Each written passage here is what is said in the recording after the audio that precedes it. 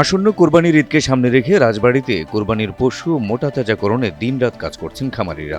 গরু, ছাগল ও মহিষ মিলিয়ে জেলায় কোরবানিযোগ্য গবাদি পশুর সংখ্যা প্রায় ৭০,০০০, অথচ জেলার চাহিদা প্রায় ৫০,০০০। ফলে স্থানীয় চাহিদা পূরণ করে জেলার বাইরে দেশের বিভিন্ন স্থানেও পাঠানো সম্ভব হবে এসব পশু।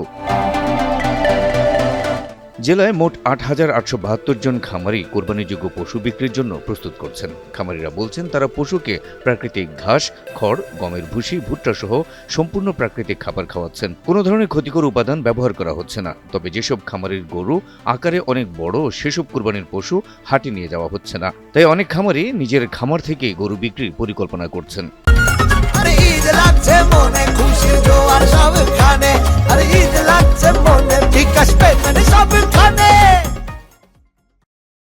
পানির কর্মকর্তা সে আমার বাড়ি আসছে, সেও বলছে যে রাজবাড়ী জেলার ভিতরে লুকমান ভাই আপনার থেকে বড় গরু আর কারো নাই।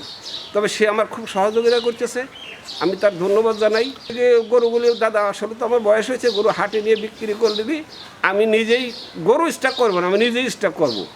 এই জন্য কোনো ভাই যদি মনে করেন যে আমি বাড়ির ঘর যাব, এসে গরু দেখে যান।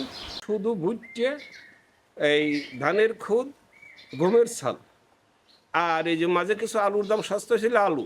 প্রাকৃতিক খাবার খাওয়ানো হচ্ছে, ঘাস, খড়, ভুসি, ধানের গুঁড়া, ভুট্টার গুঁড়া, সোয়াবিনের খোল, অ্যাঙ্কারে ভুসি, মসুরি ভুসি, এইগুলোই আমরা খাওয়াচ্ছি।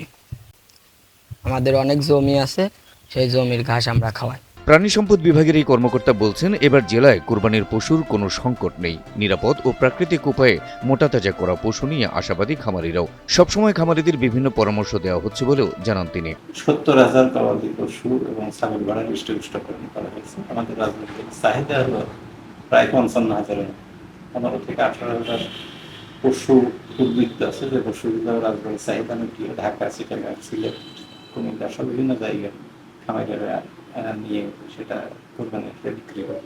চাহিদার তুলনায় পশু সংখ্যা বেশি থাকায় স্বস্তিতে রয়েছেন খামারিরা। ভারত থেকে গরু আমদানি না হলে ভালো দামে বিক্রি করতে পারবেন বলে আশাবাদী খামারিরা।